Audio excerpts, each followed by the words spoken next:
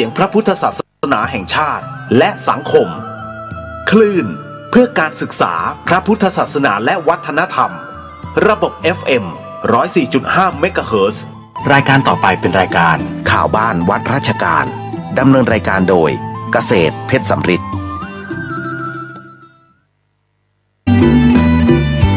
กำหนดใจ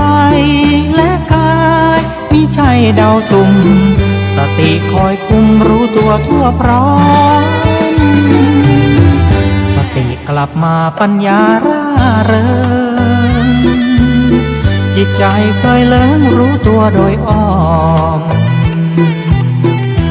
หากปล่อยใจกายเผลอไปทุกย่อมหัวใจก็ย่อมฟุ้งซ่านให้มานเข้าคุม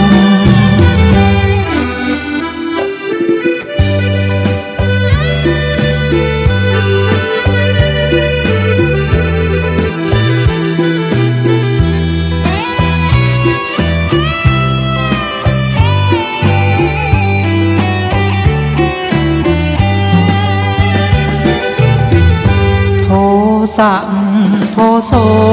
โมโหโมหังกำหนดไว้นะสติคอยคุ้มกำหนดใจและกายมิใช่เดาสุ่ม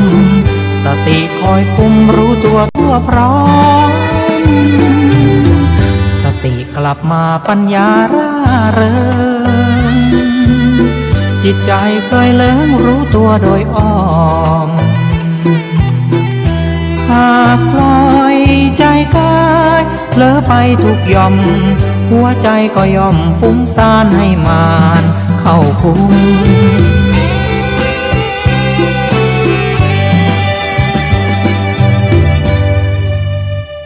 ข่าวสารเพื่อการประชาสัมพันธ์ด้วยทางคณะสงฆ์คณะศรัทธาของวัดฝายหินตำบลสุเทพอำเภอเมืองจังหวัดเชียงใหม่พร้อมใจกันจัดงานเพณีส่งน้ำเจดีย์อธิธาตุท่านเจ้าคุณราภัยสารธาสังฆปาโมกข์ครูบาโสภาครบ187 ปีปฐมสังฆราชาแห่งล้านนาไทยสมัยรัชกาลที่5และเป็นเจ้าคณะจังหวัดเชียงใหม่รูปแรกท่านเกิดวันอังคารที่12 เมษายน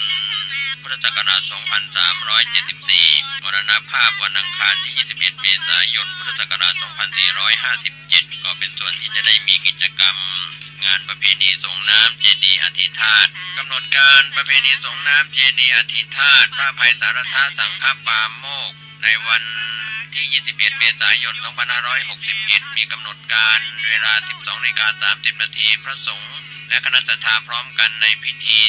13:09 นาทีประธานในพิธีจุดธูปเทียนบูชาพระรัตนตรัยบูชานำกล่าวบูชาพระรัตนตรัยสมาทานเบญจศีลอาราธนาธรรมประธานสงฆ์ให้ศีลแสดงพระธรรมเทศนา1 กัน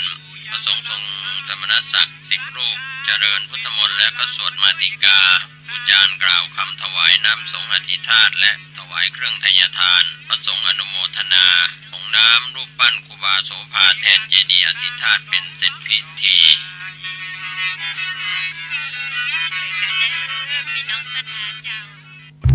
ขอเชิญผู้มีจิตศรัทธาร่วมงานบวงสรวงพุทธาภิเษกปฐมสมโภชพระชยมงคลหลังช้างนเรศวรณวัดพระธาตุอู่แก้วจามเทวีตำบลฮอดอำเภอฮอดจังหวัดเชียงใหม่ในวันที่ 6-8 เมษายนนี้ 6 เมษายนเวลา 9 นาฬิกาถวายขันดอกเสาหลักเมืองฮอดเมืองพิสดารนครเวลา 19 นาฬิกาทำพิธีบวงสรวงเสาหลักเมืองน้อมรำลึกคุณบูรพกษัตริย์และสวดมนต์ 7 เมษายนเวลา 20 นาฬิกานิมนต์พระสงฆ์เจริญพุทธมนต์เวลา 21 นาฬิกาพระสงฆ์แสดงธรรมเทศนาและปฐมสมโภชพุทธาภิเษกพระชยมงคลหลังช้างนเรศวรตอนกลางคืนมีการกวนข้าวมัทุป่ายาวันที่ 8 เมษายนเวลา 6 นาฬิกาศรัทธาญาติธรรมร่วมทำบุญตักบาตรเวลา 9 นาฬิกานิมนต์พระสงฆ์เจริญพระพุทธมนต์และทำพิธีบรรจุวัตถุมงคลในองค์พระชยมงคลหลังช้างนเรศวรเวลา 14 นาฬิกาทอดผ้าป่าสามัคคีและเวลา 19 นาฬิกาทำพิธีบวงสรวงพระชยมงคลหลังช้างนเรศวรและสวดมนต์ทางวัดจึงขอเจริญพรญาติธรรมผู้มีจิตศรัทธาร่วมกันประกอบพิธีดังกล่าว และขอเชิญร่วมกันเป็นเจ้าภาพจัดเลี้ยงโรงทานแก่สาธุชนที่มาร่วมบุญในวันที่ 8 เมษายน 2561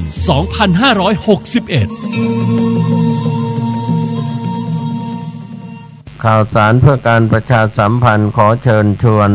ผู้ใจบุญร่วมสร้างศาลาปฏิบัติธรรมของวัดใหม่ห้วยทรายหมู่ที่ 4 ตำบลสุเทพอำเภอเมืองจังหวัดเชียงใหม่ปัจจุบันก็มีพระอธิการบุญเพ็งปิยธรรมโมเป็นเจ้าวาดวัดใหม่ห้วยทรายพร้อมด้วยศรัทธาทุกหลังคาเรือนญาติธรรมทางใกล้ทางไกลร่วมกันเป็นเจ้าภาพท่านที่จะสอบถามรายละเอียดร่วมทำบุญสร้างศาลาปฏิบัติธรรมสอบถามรายละเอียดได้ที่พระอธิการบุญเพ็งปิยธรรมโมเจ้าวาดวัดใหม่ห้วยทราย 0871815231 ร่วมบุญร่วมกุศลได้บุญสุขกายสุขใจโดยทั่วหน้ากันสมเด็จพระเจ้าอยู่หัวทรงพระกรุณาโปรดเกล้าโปรดกระหม่อมให้จัดงานเถลิงศกสุขสันต์มหาสงกรานต์ตำนานไทยเพื่อร่วมกันปลูกฝังความกตัญญูกตเวทีต่อผู้มีพระคุณและอดีตพระมหาราชส่งเสริมสืบสานศิลปะวัฒนธรรมและประเพณีอันดีงามของชาติวันที่ 6 เมษายนเวลา 18 นาฬิการ่วมสวดมนต์ในพิธีมหามงคลบำเพ็ญพระราชกุศลอุทิศถวายสมเด็จพระบูรพมหากษัตริยาธิราชและเจริญพระพุทธมนต์ถวายพระพรชัยมงคลสมเด็จพระนางเจ้าสิริกิติ์พระบรมราชินีนาถในรัชกาลที่ 9 และสมเด็จพระเจ้าอยู่หัวประชาชนแต่งกายชุดสุภาพวันที่ 7-8 เมษายนร่วมส่งน้ำพระชมนิทรรศการและการแข่งขันก่อพระเจดีย์ทรายสาธิตการปรุงเครื่องหอมชิมอาหารตำนานไทยเชิญชวนแต่งกายผ้าไทยหรือชุดสุภาพหรือผ้าลายดอกและพบกันในงานเถลิงศกสุขสันต์มหาสงกรานต์ตำนานไทยวันที่ 6-8 เมษายนเวลา 14 นาฬิกาถึง 21 นาฬิกาณ พระลานพระราชวังดุสิตและสนามเสือป่า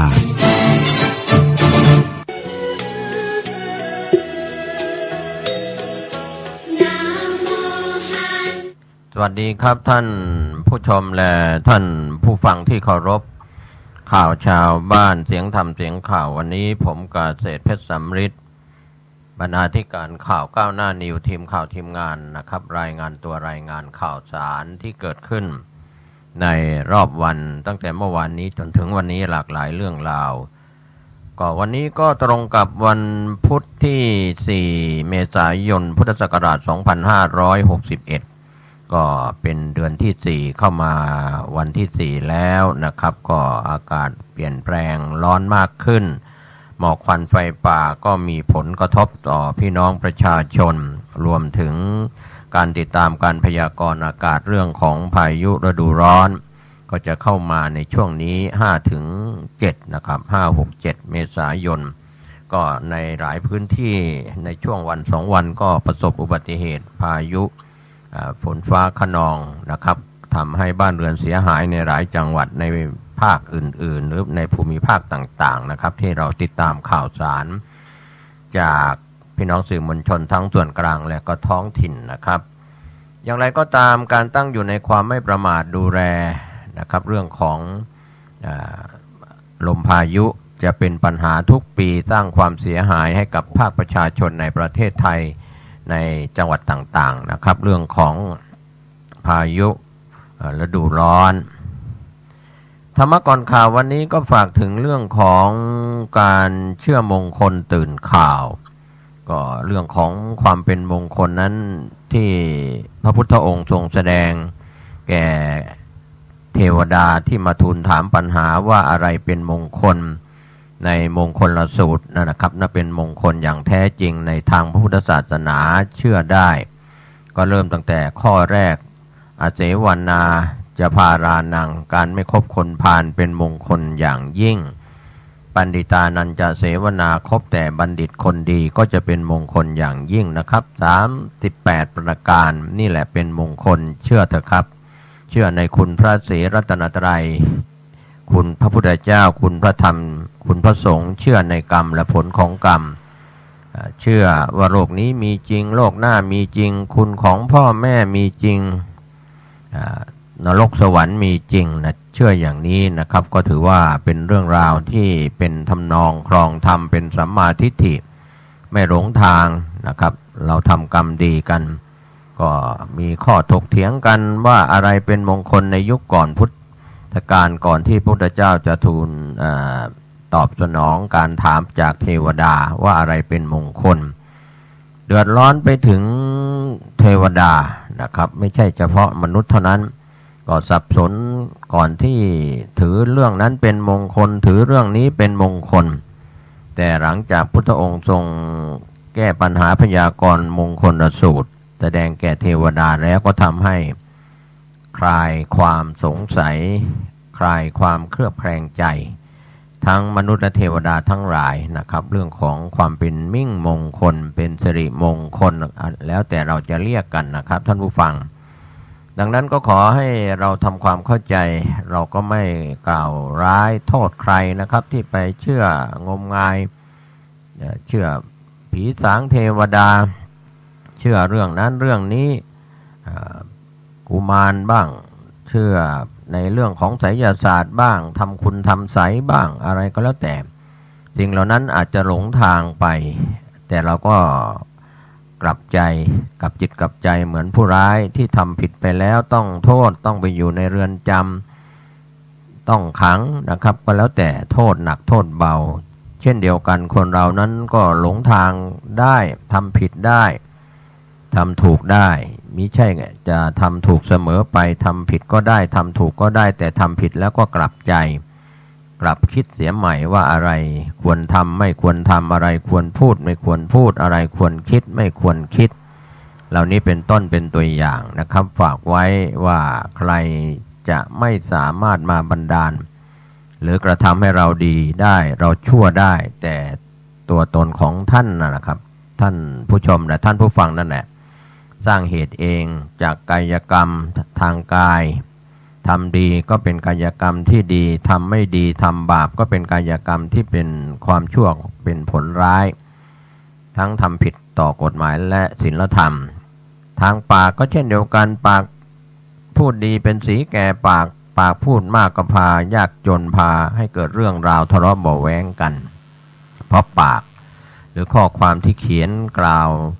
ชมกล่าวติเตียนกล่าวให้ร้ายใส่ร้ายป้ายสีกันก็แล้วแต่นี่แหละครับทำให้โทษเกิดจากการใช้วจีหรือการเขียนข้อความการโพสต์ในเรื่องของอินเทอร์เน็ตไลน์เฟซบุ๊กยูทูบเว็บไซต์ต่างๆนะครับที่เรื่องของมัลติมีเดียหรือว่าเรื่องของโซเชียลมีเดียทั้งหลายในเวลานี้ก็ทำให้เกิดเป็นคดีเพิ่มมากขึ้นผิดกฎหมายของบ้านเมืองแต่ละประเทศมากขึ้นก็ฝากกันไว้นะครับคนเราจะปีเก่าปีใหม่จะวันไหนถ้าเราทำความดีวันนั้นเวลานั้นก็เป็นฤกษ์ดียามดีเวลานั้นจะเป็นวันเล็กวันใหญ่เป็นพยาวันไม่เป็นพยาวันก็ไม่เป็นไรนะครับขอให้เราทำความดีกันทุกๆวัน365วัน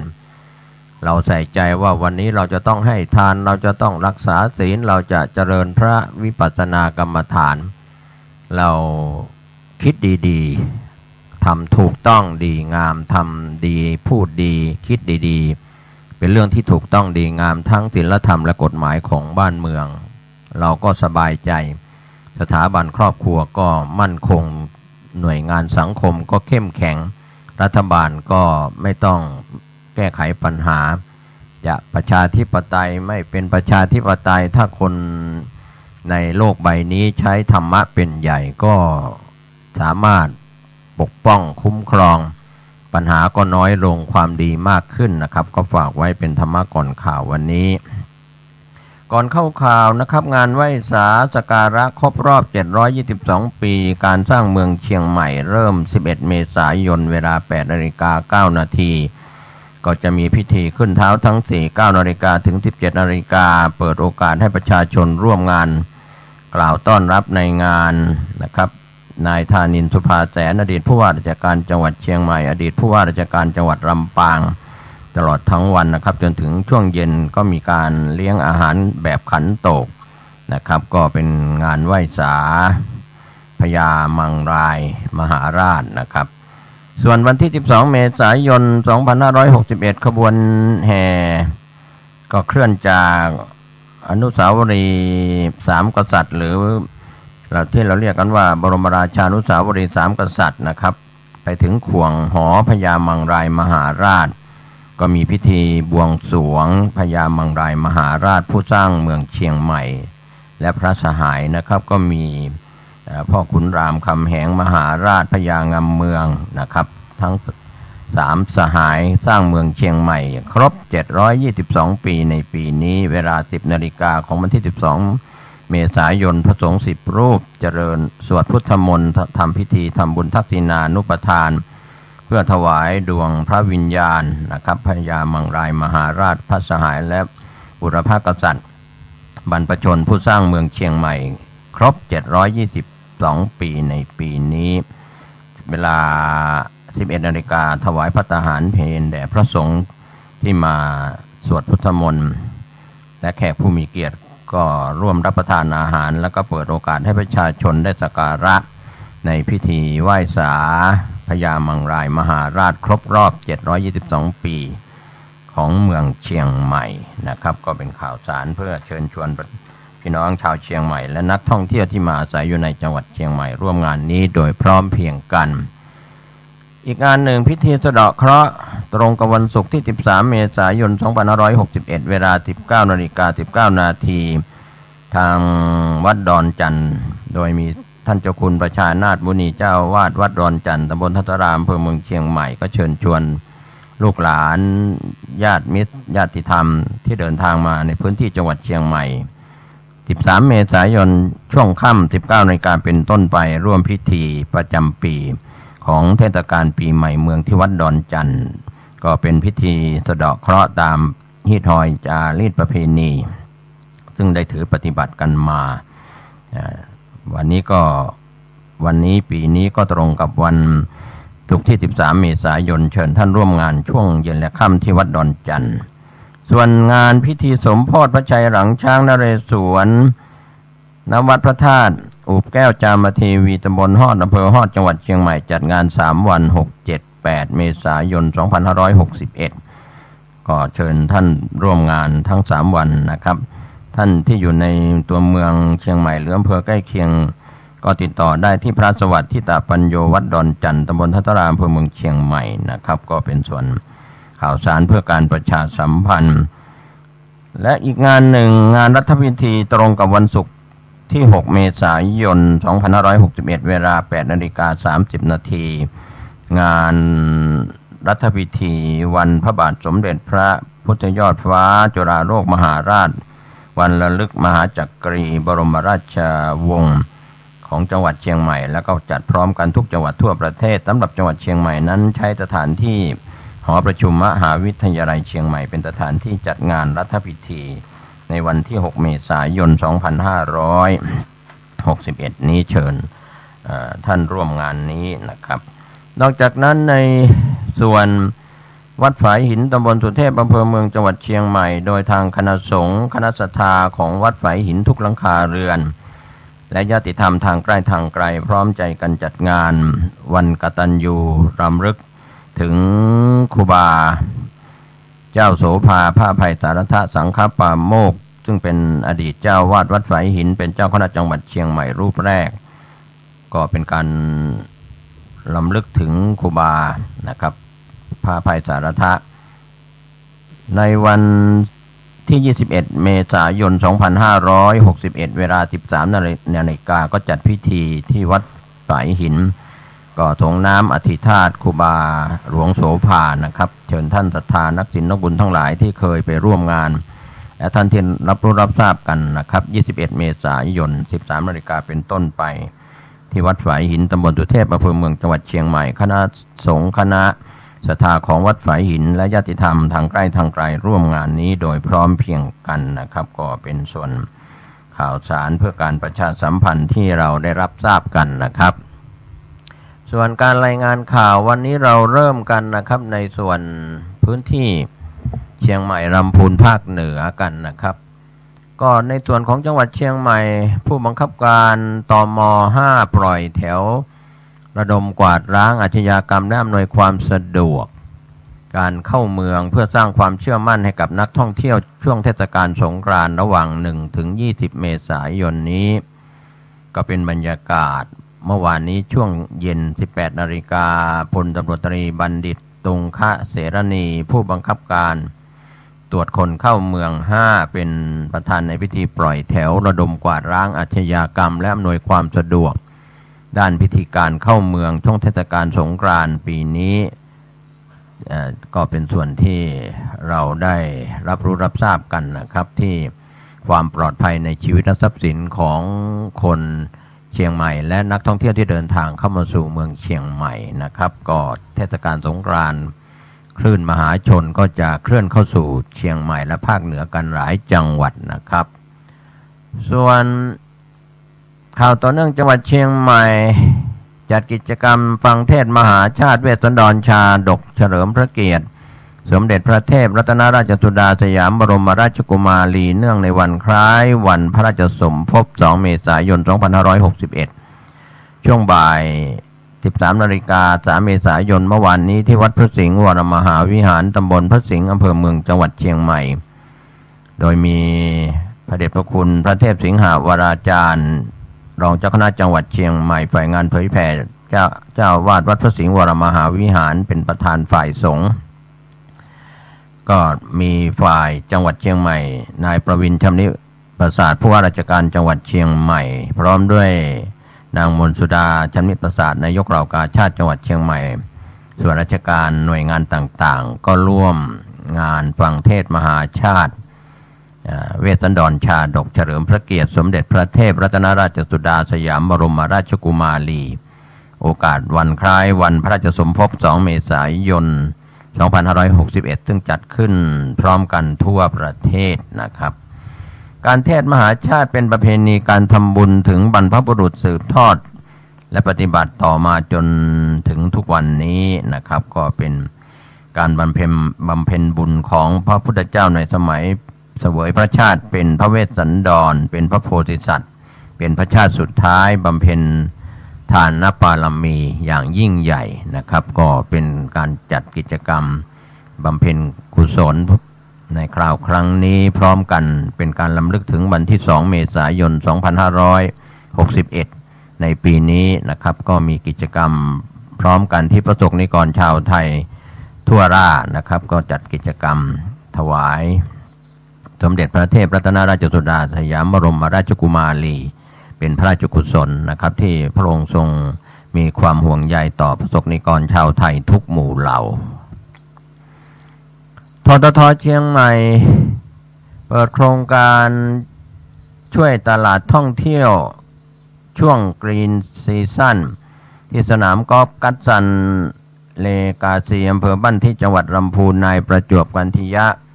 รองผู้ว่าราชการจังหวัดเชียงใหม่พร้อมด้วยนางปิ่นนาถเจริญผลผู้อำนวยการการท่องเที่ยวแห่งประเทศไทยสำนักงานเชียงใหม่นายเฉลิมพลชูชาตินายกสมาคมกอล์ฟรีสอร์ทภาคเหนือเปิดตัวโครงการจัดงานนี้ที่ระหว่างวันที่1 พฤษภาคมถึง30 มิถุนายนรวมระยะเวลา2 เดือนเป็นการประชาสัมพันธ์กระตุ้นนักกอล์ฟผู้ที่รักสุขภาพเดินทางเข้ามาท่องเที่ยวในจังหวัดลำพูนและก็จังหวัดเชียงใหม่นะครับตีกอล์ฟนะครับเพื่อการกุศลแล้วก็ได้ออกกำลังกายในพื้นที่ของเชียงใหม่ลำพูนด้วยส่วนเชียงรายจัดขบวนการจับขบวนการลำเลียงยาบ้าเกือบ10 ล้านไอซ์700 กิโลกรัมนะครับก็เป็นผลงานของทหารกองกำลังผาเมืองกรมทหารม้าที่3กองกำลังผาเมืองค่ายเมงรายมหาราชมณฑลทหารบกที่37เชียงรายโดยพลตำรวจเอกธนิศักดิ์ธีรสวัสดิ์ที่ปรึกษาพิเศษสำนักงานตำรวจแห่งชาติพร้อมด้วยพลตรีฉลองชัยชัยคำรองแม่ทัพภาคที่3พลตำรวจโทพูนทรัพย์ประเสริฐศักดิ์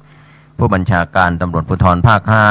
5พลตรีจิรเดชกมลเพชรผู้บัญชาการกองกำลังผาเมืองนายณรงค์ศักดิ์โอสถนากรผู้ว่าราชการจังหวัดเชียงรายนายคณิศรพาพีรนนท์ผู้อำนวยการส่วนปฏิบัติการข่าวและปราบปรามยาเสพติดภาค5ร่วมกันแถลงผลการตรวจยึดยาบ้า ยาเสพติดรายใหญ่นะยึดของกลางยาบ้า9,400,000 เม็ดไอซ์788 กิโลกรัมจากการตรวจยึดเป็นผลสืบเนื่องจากแม่ทัพภาคที่3ในฐานะผู้อำนวยการศูนย์ปฏิบัติการป้องกันและปราบปรามยาเสพติดกองทัพภาคที่3ได้เดินทางตรวจเยี่ยมเรื่องการสกัดกั้นยาเสพติดและสิ่งผิดกฎหมายในพื้นที่ชายแดนไทยและสปป.ลาวด้านอำเภอเชียงของและอำเภอเวียงแก่นเชียงรายก็สั่งการให้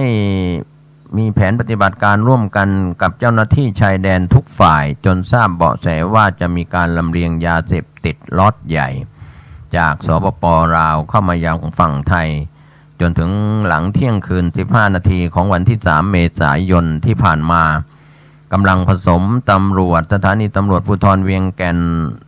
ร้อยทหารพรานที่3106ทหารหน่วยเฉพาะกิจกรมทหารม้าที่3และหน่วยเรือรักษาความสงบเรียบร้อยตามลำน้ำโขงก็ตรวจพบรถยนต์ยี่ห้อโตโยต้าสีขาวทะเบียน1ทบเท่า36กรุงเทพมหานคร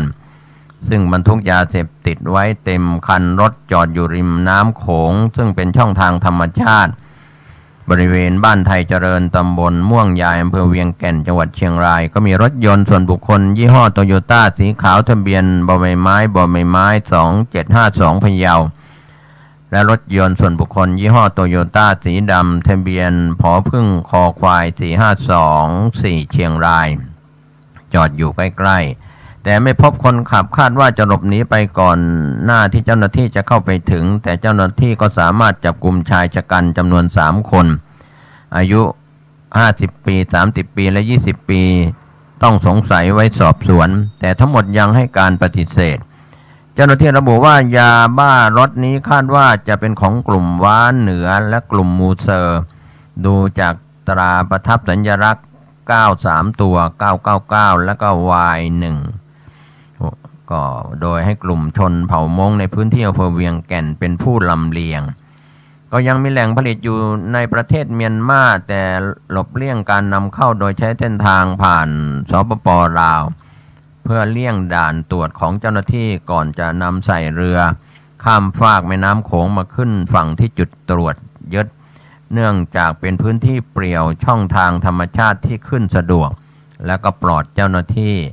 แต่ระหว่างการตรวจค้นเจ้าหน้าที่พบเสียก่อนจึงอาศัยความมืดวิ่งหลบหนีไปยาบ้ารถนี้คาดว่าจะส่งเข้าไปจำหน่ายในพื้นที่ภาคกลางและก็ทางหลายจังหวัดในภาคเหนือในช่วงเทศกาลสงกรานต์ปีนี้นะครับก็เป็นยาบ้ายาไอซ์รายใหญ่นะครับที่เกิดขึ้นที่กวาดล้างจับกลุ่มได้นะครับก็10 ล้านยาบ้านะครับไม่ใช่น้อยแล้วก็ไอซ์700 กว่ากิโลนะครับก็มากมายทีเดียวก็ฝากถึงบรรดาพ่อแม่ผู้ปกครองแล้วก็ผู้บริหารสถานศึกษาในช่วงปิดภาคเรียนนี้ก็ขอให้ท่านสอดส่องดูแลลูกหลานของเราในช่วงปิดภาคเรียนนี้เรื่องของการเข้าไปเกี่ยวข้องกับยาเสพติดหรือไม่อย่างไรประชาชนจิตอาสาชาวลำปางทำความดีด้วยหัวใจขุดลอกกำจัดวัชพืชในลำน้ำสาธารณะเป็นบรรยากาศที่นายทรงพลสวัสดิ์ธรรมผู้ว่าราชการจังหวัดลำปางพร้อมด้วยนายสมเกียรติตันตระกูลปลัดจังหวัดลำปางและคณะนะครับเมื่อวานนี้ก็ลงพื้นที่นำทีมคณะผู้บริหารหน่วยงานองค์กรภาครัฐพร้อมเหล่าบรรดาข้าราชการพนักงานและเจ้าหน้าที่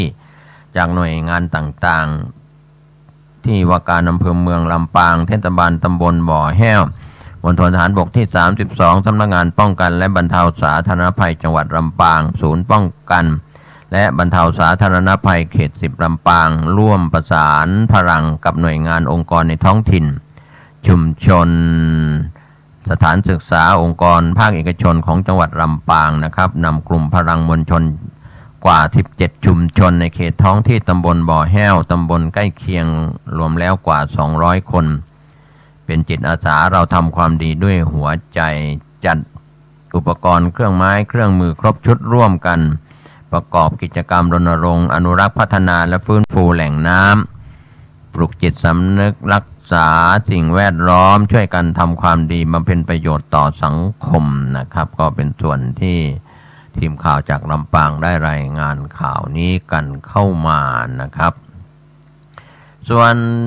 สำนักประชาสัมพันธ์เขต 3เดินหน้าประชาสัมพันธ์นโยบายของรัฐบาลมุ่งประโยชน์สูงสุดเพื่อประชาชนนางอุบลรัตน์คงกระพันธ์ผู้อำนวยการสำนักประชาสัมพันธ์เขต 3เชียงใหม่ขานรับนโยบายรัฐบาลขยายผลผ่านสื่อทุกช่องทางสื่อวิทยุกระจายเสียงสื่อวิทยุโทรทัศน์ออนแอร์คู่ขนานผ่านสื่อโซเชียลมีเดียออนไลน์การลงพื้นที่ทำความเข้าใจรับฟังความคิดเห็นข้อเสนอแนะตลอดจนสะท้อนความต้องการจากพี่น้องประชาชนสู่ภาครัฐนะครับก็เพื่อประโยชน์สูงสุดให้เกิดกับประชาชนก็มีการมอบแนวทางการปฏิบัติงานให้ข้าราชการและเจ้าหน้าที่ทุกหน่วยในสังกัดสำนักประชาสัมพันธ์เขต 3เผยแพร่ข้อมูลข่าวสารด้วยความรวดเร็วถูกต้องเชื่อถือได้สร้างการรับรู้เข้าใจเชื่อมั่นและสามารถนำข้อมูลข่าวสารไปปรับใช้ให้เกิดประโยชน์ได้นะครับช่วง 15:03 เมษายนเมื่อวานนี้นะครับนางอุบลรัตน์คงกระพันธ์ผู้อำนวยการสำนักประชาสัมพันธ์เขต 3ก็จัดกิจกรรมสปข3พบเพื่อนสื่อมวลชนเป็นหนึ่งในกิจกรรมที่จัดขึ้นประชาสัมพันธ์ภาพลักษณ์ที่ดีขององค์กรนะครับก็เป็นส่วนที่ทีมข่าวเราได้รับรายงานกันเข้ามาส่วนคณะอนุกรรมการจัดระบบการจราจรทางบกของจังหวัดแม่ฮ่องสอนจัดประชุมพิจารณาโครงการพัฒนาที่ราชพัสดุที่อำเภอปายจัดหาผลประโยชน์ช่วงบ่ายเมื่อวานนี้นายสาครรุ่งเรืองรองผู้ว่าราชการจังหวัดแม่ฮ่องสอนประชุมอจร.ของจังหวัดแม่ฮ่องสอนที่สารกลางจังหวัดแม่ฮ่องสอนก็เป็นการพัฒนาโครงการพัฒนาที่ราชพัสดุของอำเภอปายจังหวัดแม่ฮ่องสอนเพื่อจัดหาผลประโยชน์ก็เป็นเรื่องราวดีๆที่จะเกิดขึ้นนะครับในส่วนของจังหวัดแม่ฮ่องสอนส่วนจังหวัดน่านผู้ว่าราชการจังหวัดน่านขับเคลื่อนมาตรการด้านความปลอดภัยทางถนนสั่งเข้มรับเทศกาลสงกรานต์ปีใหม่เมืองแล้วนายไพศาลวิมลรัตน์ผู้ว่าราชการจังหวัดน่านกล่าวกับทีมข่าวของจังหวัดน่านว่าสั่งการให้ทุกอำเภอและทุกหน่วยงานมีมาตรการเข้มข้นด้านความปลอดภัยในช่วงเทศกาลปีใหม่เมืองทุกพื้นที่ในจังหวัดน่านตั้งจุดตรวจจุดสกัดด้วยการใช้กลไกประชารัฐแนวทางในการทำงานใช้บังคับโดยนำกฎหมายมาบังคับใช้อย่างจริงจังและต่อเนื่องควบคู่ไปกับการสร้างจิตสำนึกความปลอดภัยทางถนนในจังหวัดน่านนะครับก็ถือว่าเตรียมการก่อนถึงวันสงกรานต์ก่อนถึงวันปีใหม่เมืองนะครับเพื่อความปลอดภัยในชีวิตและทรัพย์สินของชาวน่านในภาพรวมทั้งหมดนะครับส่วนข่าวจากจังหวัดลำปางนั้นการไฟฟ้าฝ่ายผลิตแม่เมาะเปิดศูนย์การเรียนรู้ผลิตบล็อกประสานจากวัตถุพลอยได้เตรียมถ่ายทอดความรู้ฝึกอาชีพสร้างรายได้ให้ชุมชนรอบโรงไฟฟ้าแม่เมาะนายทรงพลสวัสดิ์ธรรมผู้ว่าราชการจังหวัดลำปางพร้อมด้วยนายนิกูลศิลาสุวรรณรองผู้ว่าการผลิตไฟฟ้าการไฟฟ้าฝ่ายผลิตแห่งประเทศไทยแม่เมาะนะครับนายอาภารัตน์มหาขันธ์รองผู้ว่าการวิจัยและพัฒนาด้านพัฒนาอย่างยั่งยืนสถาบันวิจัยวิทยาศาสตร์และเทคโนโลยีแห่งประเทศไทยร่วมกันเปิดอาคารศูนย์เรียนรู้ผลิตบล็อกประสานต้นแบบจากวัตถุพลอยได้ของโรงไฟฟ้าแม่เมาะโดยว่าที่ร้อยตรีณรงค์ศักดิ์คุณูปถัมภ์ผู้อำนวยการฝ่ายจัดการโรงไฟฟ้าแม่เมาะกล่าวรายงานนะครับก็เป็นบรรยากาศเมื่อวานนี้ที่การไฟฟ้าฝ่ายผลิตแห่งประเทศไทยโรงไฟฟ้าแม่เมาะจังหวัดลำปางนะครับก็เป็นเรื่องราวข่าวที่เกิดขึ้นในพื้นที่ลำปางส่วนจังหวัดลำพูนแจ้งเตือนประชาชนรับมือพายุฤดูร้อน 4-8 เมษายนนี้คอยติดตามสภาพอากาศอย่างใกล้ชิดนายวรยุทธนาวรัตน์รองผู้ว่าราชการจังหวัดลำพูนกล่าวกับทีมข่าวของจังหวัดลำพูนเมื่อวานนี้ว่าภาวะอากาศและการพิจารณาปัจจัยเสี่ยง ข้อมูลของหน่วยงานที่เกี่ยวข้องประกาศของกรมอุตุนิยมวิทยาพายุฤดูร้อนที่เกิดขึ้นในประเทศไทยโดยเฉพาะตอนบนระหว่างวันที่4ถึง8เมษายนนี้ลักษณะของพายุฝนฟ้าคะนองและลมกระโชกแรงมีลูกเห็บตกบางพื้นที่โดยเฉพาะพื้นที่ภาคเหนือ17จังหวัดเตรียมพร้อมรับมือกับสถานการณ์ดังกล่าวนะครับไม่ว่าจะเรื่องของการหลีกเลี่ยงอยู่ในที่โล่งแจ้งอยู่ใต้ต้นไม้ใหญ่ป้ายโฆษณาที่ไม่แข็งแรงขณะที่เกิดพายุฝนฟ้าคะนองและลมกระโชกแรง 4-8 เมษายนนี้นะครับก็ขอให้ท่านติดตามการพยากรณ์อากาศอย่างใกล้ชิดนะครับเพื่อความปลอดภัยของผู้ที่อยู่อาศัยในพื้นที่ต่างๆนะครับในเรื่องของชีวิตและทรัพย์สินของแต่ละท่านแต่ละครอบครัวในพื้นที่8หรือในพื้นที่ภาคเหนือตอนบนตอนล่างนะครับมีผลกระทบในเรื่องของพายุในช่วง 4-8 เมษายนนี้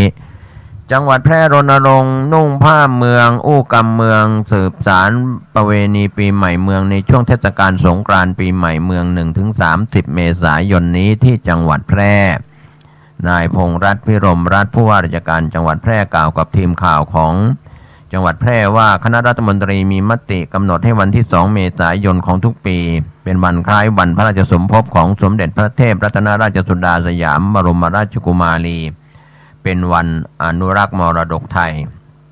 เพื่อเทิดพระเกียรติดังนั้นประเพณีสงกรานต์หรือปีใหม่เมืองของชาวจังหวัดแพร่ก็บ่งบอกถึงเอกลักษณ์ก็จะรณรงค์ให้ภาคประชาชนในจังหวัดแพร่และผู้ที่เป็นผู้มาอาศัยในจังหวัดแพร่และนักท่องเที่ยวที่เข้าสู่จังหวัดแพร่ก็รณรงค์นุ่งผ้าเมืองอู้กำเมืองสืบสารประเวณีปีใหม่เมืองในช่วงเทศกาลสงกรานต์ปีนี้ 1-30 เมษายนก็การแต่งกายด้วยผ้าหม้อห้อมผ้าทอมือที่ผลิตในเมืองแพร่เป็นการส่งเสริมรายได้ให้กับคนท้องถิ่นตลอดเดือนเมษายนนี้การใช้ภาษาเมืองหรือภาษาถิ่นในการพูดจาสื่อสารระหว่างกันตลอดจนการทักทายสร้างความประทับใจกับนักท่องเที่ยวที่เดินทางมาท่องเที่ยวสงกรานต์หรือปีใหม่เมืองที่จังหวัดแพร่นอกจากนั้นก็เข้าวัดทำบุญประกอบกิจกรรมตามประเพณีดังกล่าวนะครับก็คงจะไม่ใช่เฉพาะจังหวัดแพร่นะครับเขตล้านนา 8-9 จังหวัดแต่งตัวพื้นเมืองอู้กำเมืองนะครับลูกหลานของคนล้านนา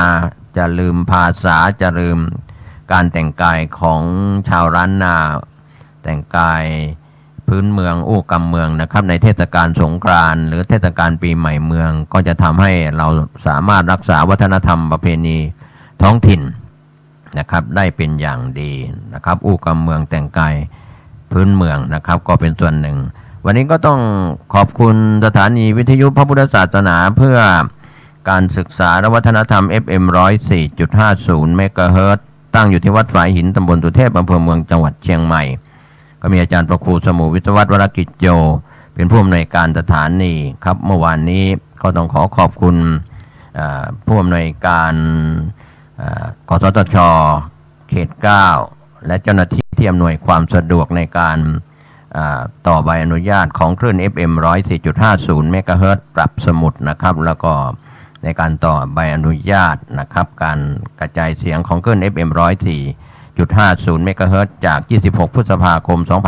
2561ไปถึง26พฤษภาคม 2562นะครับก็เป็นไปตามกฎหมายของกสทช.นะครับก็เราก็ต่อใบอนุญาตเรียบร้อยแล้วเพื่อให้บริการสาธารณะในรอบ24ชั่วโมงนะครับขอบคุณผู้อำนวยการเขตนะครับคุณมนชัยนะครับและทีมงานที่กสทช.เขต 9เมื่อวานนี้ครับก็ส่วนหนึ่งเราก็ไม่ลืมน้ำจิตน้ำใจที่ท่านเหล่านั้นอำนวยความสะดวกเพื่อความถูกต้องแล้วก็มีการแลกเปลี่ยนสนทนากันเรื่องของการทำถูกทำผิดในกฎหมายของกสทช.ของสถานีวิทยุในกำกับของกสทช.หลายคลื่นก็มีการดำเนินการให้ถูกต้องตามกรอบของกฎหมายไม่ว่าจะเป็นเสาทาวเวอร์หรือการ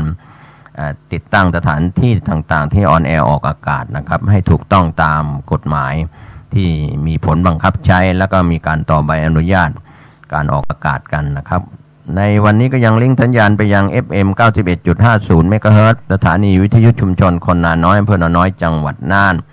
ก็มีอาจารย์ประครูสุจินต์นันทธรรมเป็นผู้อำนวยการสถานีพร้อมคณะกรรมการบริหารฝ่ายบรรพชิตคฤหัสถ์ครับเมื่อวานนี้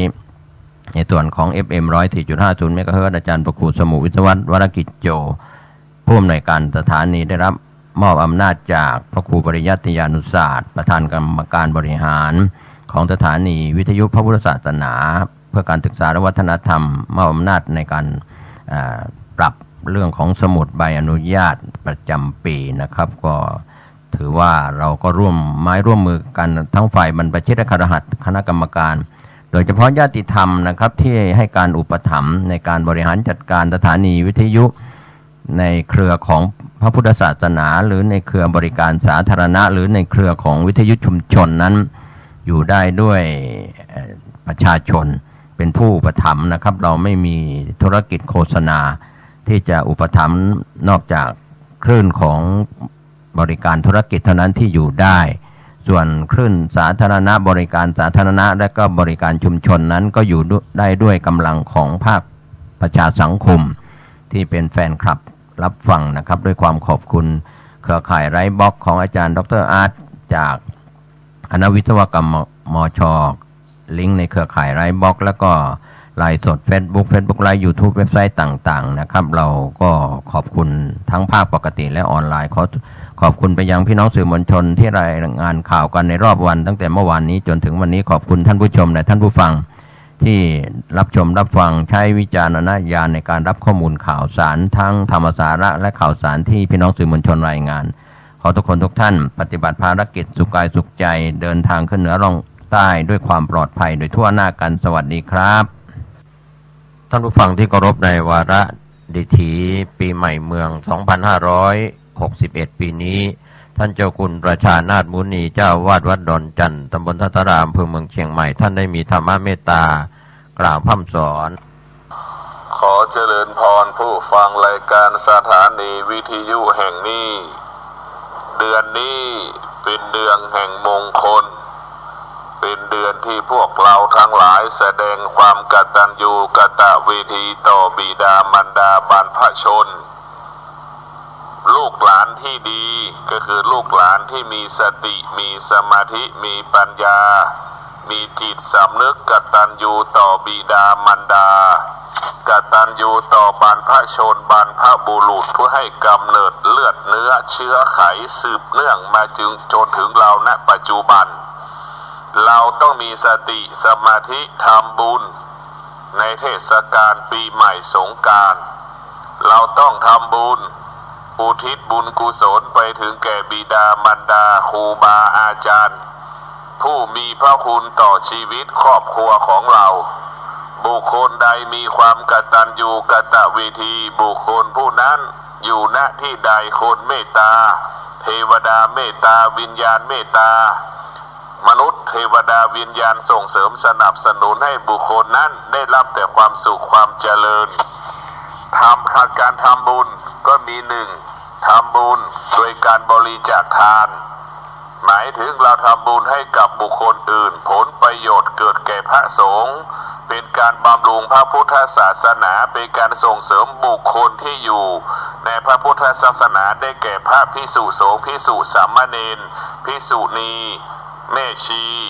เป็นการทำบุญให้ทานคือทำบุญให้กับบุคคลอื่นอันที่สองเราทำบุญให้กับตัวเราเองโดยการรักษาศีลทำบุญให้ตัวเราเองโดยการรักษาศีลเป็นการทำบุญให้ตัวเราเองสิ่งนี้เราต้องทำให้มากที่สุดดังที่กล่าวไว้ว่าไม่ทำบุญไม่เป็นบาปแต่ถ้าไม่รักษาศีลนั้นเป็นบาปเพราะฉะนั้นบุญโดยการรักษาศีลนั้นเป็นสิ่งที่ดี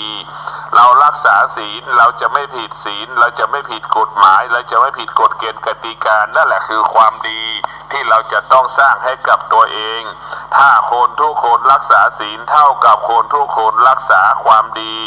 รักษาชีวิตให้เคารพกฎหมายบ้านเมืองให้เคารพกฎเกณฑ์กติกา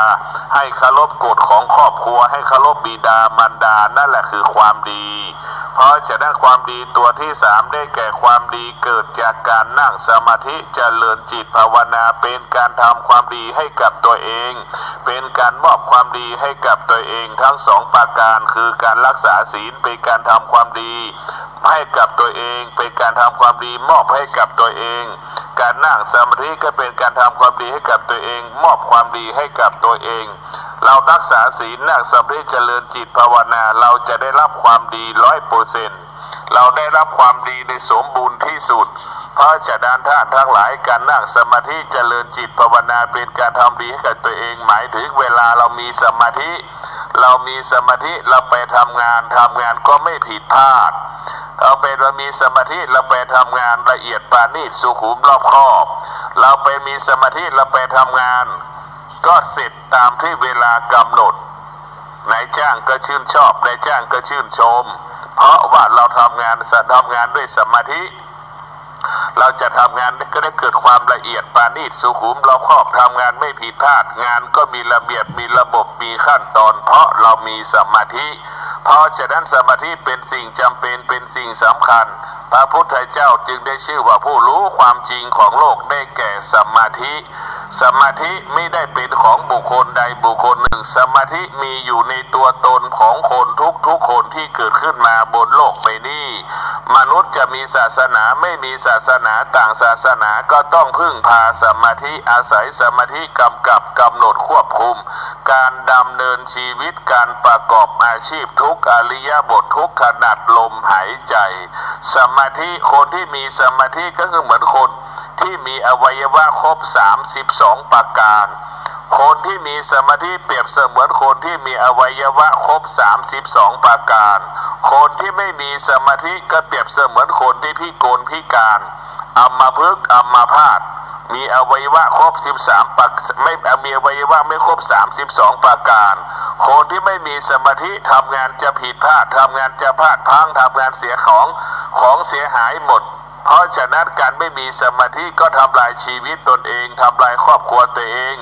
ถ้าเรามีสมาธิเป็นการสร้างสรรค์ชีวิตตนเองเป็นการสร้างสรรค์ครอบครัวอยู่เย็นเป็นสุขครอบครัวมีความสุขเพราะทำงานไม่ผิดพลาดค่าจ้างรางวัลเราก็ได้รับการตอบสนองจากนายจ้างด้วยความงดงามแสดงว่าธรรมะนั้นทำให้ชีวิตเราอุดมสมบูรณ์ด้วยปัจจัย4ได้แก่สมาธิดังที่กล่าวว่าเมื่อเรามีสมาธิทำงานไม่ผิดพลาดละเอียดปราณีตสุขุมรอบคอบทำงานมีคุณภาพประสิทธิภาพทำงานเสร็จตามเวลากำหนดชีวิตเราครอบครัวเราก็อุดมสมบูรณ์ด้วยทรัพย์สมบัติและปัจจัย4ชีวิตครอบครัวของเราก็อุดมสมบูรณ์ไปด้วยเครื่องอุปโภคบริโภคครอบครัวก็จะมีความสุขก็ขอความสุขสวัสดีจงปรากฏแก่ท่านผู้ฟังทั้งหลายสงกรานต์ปีใหม่เราต้องมีสติต้องมีสมาธิกำกับกำหนดการควบคุมในการดำเนินชีวิตของเราจะประสบแต่ความสุขได้ก็ต่อเมื่อเรามีศีลมีสมาธิมีปัญญาศีลสมาธิปัญญาปกป้องคุ้มครองรักษาชีวิตครอบครัวของเราชีวิตครอบครัวของเราจะมั่นคงยั่งยืนงอกงามได้ด้วยศีลสมาธิปัญญาการงานการเงินจะเกิดขึ้นกับเราได้ก็เมื่อเรามีศีลสมาธิปัญญาศีลสมาธิปัญญาเท่านั้นทำให้เราเกิดความงอกงามตลอดกาลสวัสดีครับท่านผู้ฟังที่เคารพการแบ่งปันความคิดดีๆวันนี้ผมกาเศรษฐ์เพชรสำริดผู้ดำเนินรายการก็จะนำเล่าพุทธกิจ45พรรษา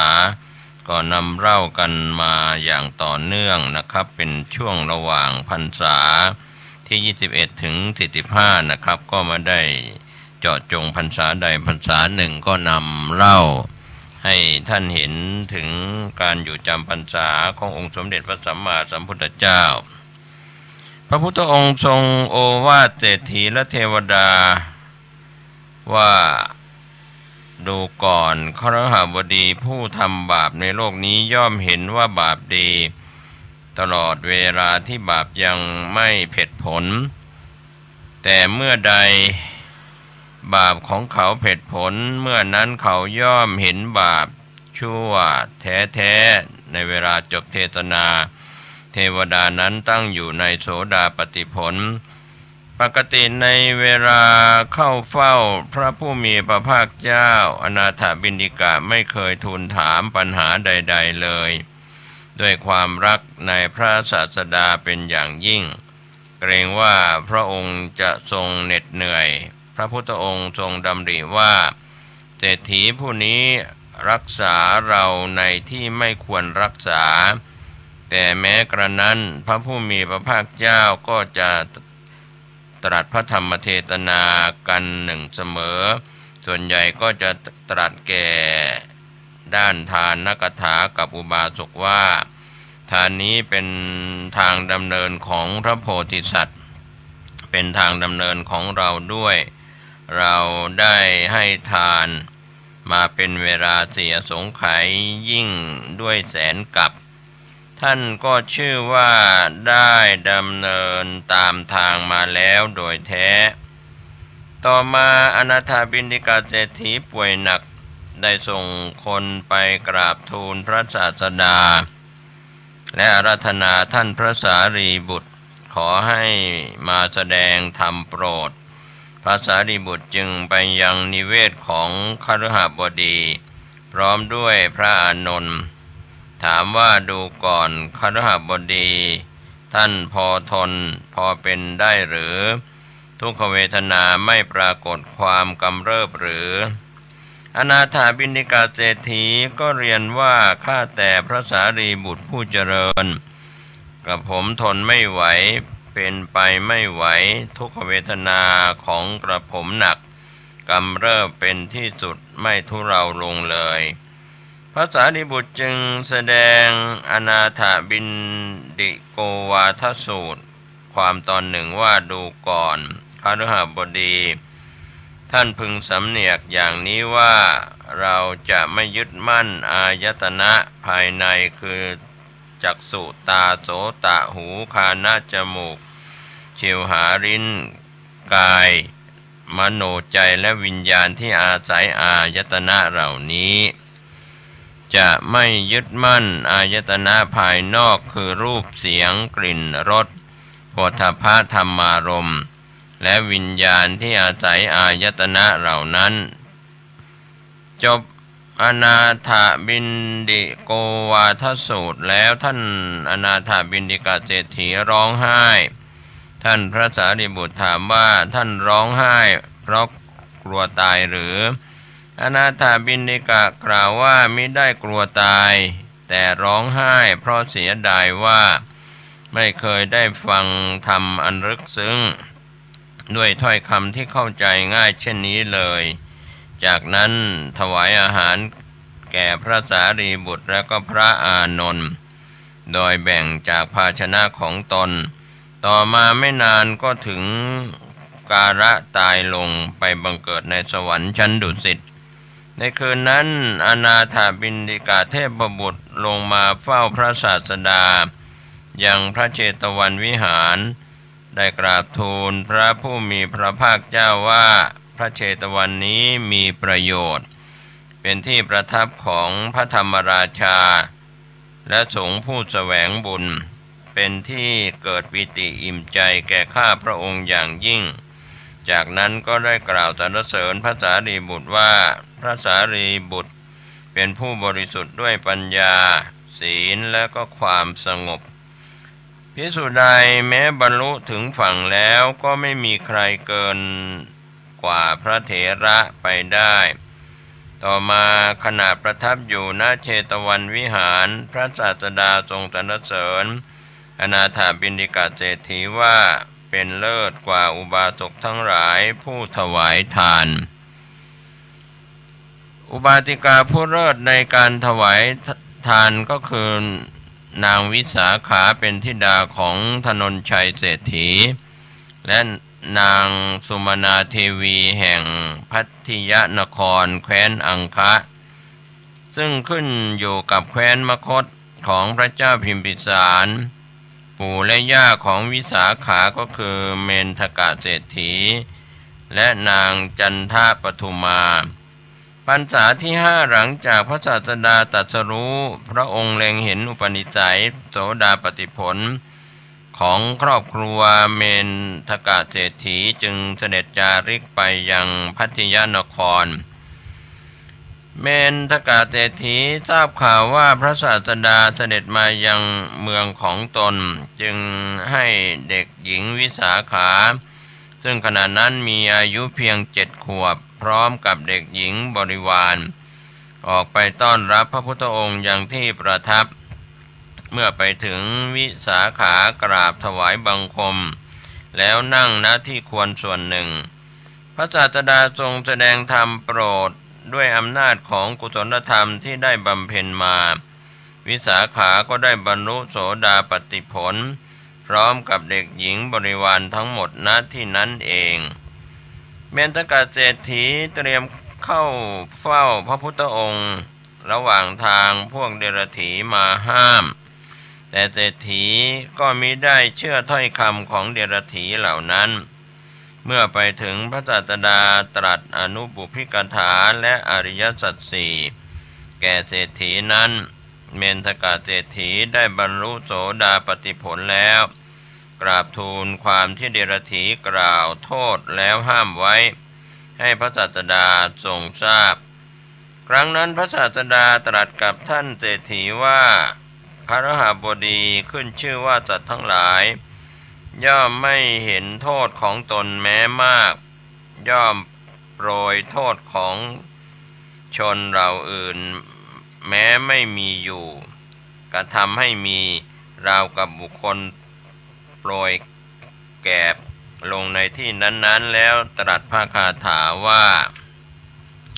โทษของบุคคลอื่นเห็นได้ง่ายโทษของตนเห็นได้ยากบุคคลย่อมกล่าวโทษของผู้อื่นเหมือนโปรยแกบแต่ปกปิดโทษของตนเหมือนพรานนกซ่อนตัวฉะนั้นจบพระดำรัสชนทั้งหลายบรรลุอริยผลเป็นอันมากเมนทกะเศรษฐีอาราธนาพระศาสดาและภิกษุสงฆ์เพื่อถวายภัตตาหารในวันรุ่งขึ้นในเวลาเช้าพระผู้มีพระภาคเจ้าพร้อมด้วยพระสงฆ์สาวกเสด็จมายังเรือนของเมนทกะเศรษฐีภายหลังพัดพระพุทธองค์ทรงอนุโมทนาแล้วทรงแสดงธรรมโปรดนางจันทปทุมานางสุมนาเทวีและนายปุณณะได้บรรลุโสดาปัตติผลเศรษฐีกราบทูลอาราธนาเพื่อถวายมหาทานโดยในเดียวกันนี้อีกกึ่งเดือนพระศาสดาประทับอยู่ในพัทยานครตามพระอัธยาศัยแล้วเสด็จจาริกต่อไปครั้งนั้นพระเจ้าประเสนที่โกศลราชาแห่งแคว้นโกศลดำริว่าโกศลแม้จะเป็นแคว้นใหญ่แต่ก็มีตระกูลคฤหบดีพำนักอยู่เพียง2 ตระกูลก็คืออนาถบิณฑิกะและมิคาระเท่านั้นผิดกับแคว้นมคธที่มีคฤหบดีหลายตระกูลอันเป็นเครื่องแสดงถึงความเจริญรุ่งเรืองของบ้านเมืองจึงเสด็จไปหาพระเจ้าพิมพิสารราชาแห่งแคว้นมคธซึ่งเป็นคู่เขยกับพระองค์ยังกรุงราชคฤห์ตัดขอคฤหบดีให้ไปตั้งหลักแหล่งที่แคว้นโกศลเพิ่มขึ้นอีกสักตระกูลหนึ่งพระเจ้าพิมพิสารทรงปรึกษาเราอมาตย์ต่างเห็นพ้องต้องกันว่าธนนชัยเศรษฐีเป็นผู้เหมาะสมจึงมีดำรัสให้เศรษฐีเข้าเฝ้าและแจ้งความประสงค์ของพระเจ้าประเสนที่โกศลให้ทราบเศรษฐียินยอมตามพระประสงค์ทูลขอเวลาเพื่อกลับไปจัดเตรียมการให้พร้อมสำหรับการเดินทางเมื่อถึงกำหนดพระเจ้าประเสนที่โกศลเสด็จไปรับธนนชัยเศรษฐียังพัทยานครด้วยพระองค์เองขณะเดินทางมาถึงสถานที่อุดมสมบูรณ์แห่งหนึ่งพระเจ้าประเสนที่โกศลตรัสสั่งให้หยุดพักธนนชัยเศรษฐีได้ทูลถามว่าสถานที่นี้อยู่ในแว่นแคว้นของพระราชาองค์ใดพระราชาตรัสตอบว่าเป็นแว่นแคว้นของเราเอง ถนนชัยเศรษฐีจึงทูลว่าถ้าเช่นนั้นทรงโปรดอนุญาตให้ข้าพระองค์ตั้งหลักแหล่งอยู่ณที่นี้เถิดเพราะบริวารของข้าพระองค์มีมากเกรงจะทำความเดือดร้อนแก่ผู้อื่นหากจะให้พำนักอยู่ในกรุงสาวัตถีพระราชาก็ทรงยินยอมตรัสท่านกำลังติดตามรับฟังสถานีวิทยุกระจายเสียงพระพุทธศาสนาแห่งชาติและสังคมคลื่นเพื่อการศึกษาพระพุทธศาสนาและวัฒนธรรมระบบ FM 104.5 เมกะเฮิรตซ์รายการต่อไปเป็นรายการเสียงธรรมจากวัดศรีโสดา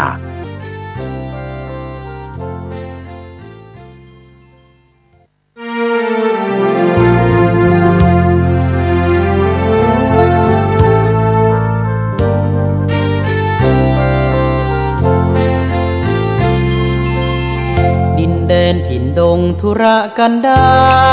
รมีนามเรียกขานของศิษย์พระตถาคตผู้ออกเผยแผ่ธรรมะแก่ทุรชนมิให้มองมนปลดทุกข์ด้วยทางธรรมธรรมจาริกธรรมจาริกธรรมจาริกถึงอยู่กลางป่าหรือว่ายอดดอยท่านไม่เคยถอยเฝ้าคอยชี้นำให้ใช้ธรรมะขององค์พระพุทธธรรมให้ใจสุขล้ำน้อมนำทำกรรมดีธรรมจาริกธรรมจาริกธรรมจาริกเร่งพัฒนาการอยู่การกิน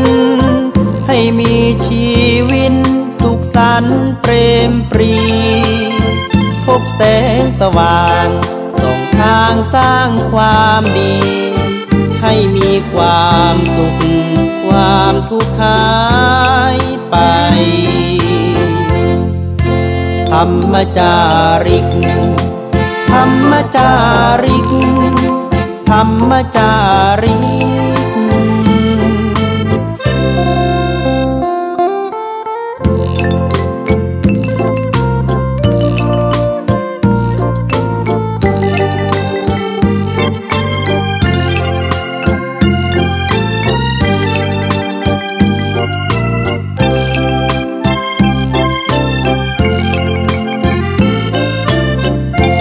พัฒนาการอยู่การกิน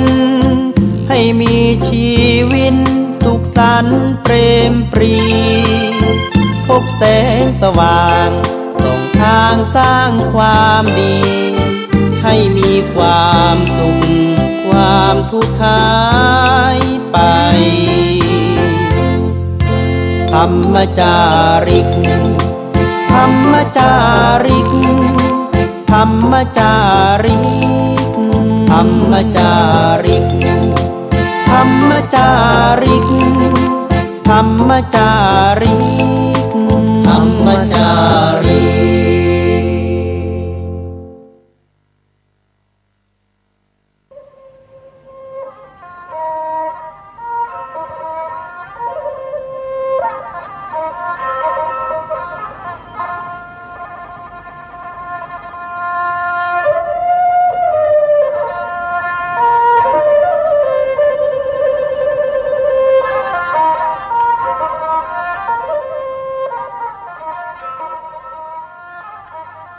ของขวัญที่จะมอบให้พี่น้องล้านนาไทยต่อไปนี้ก็คือ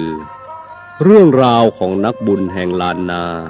ผู้ซึ่งแม้จะจากโลกนี้ไปช้านานแล้ว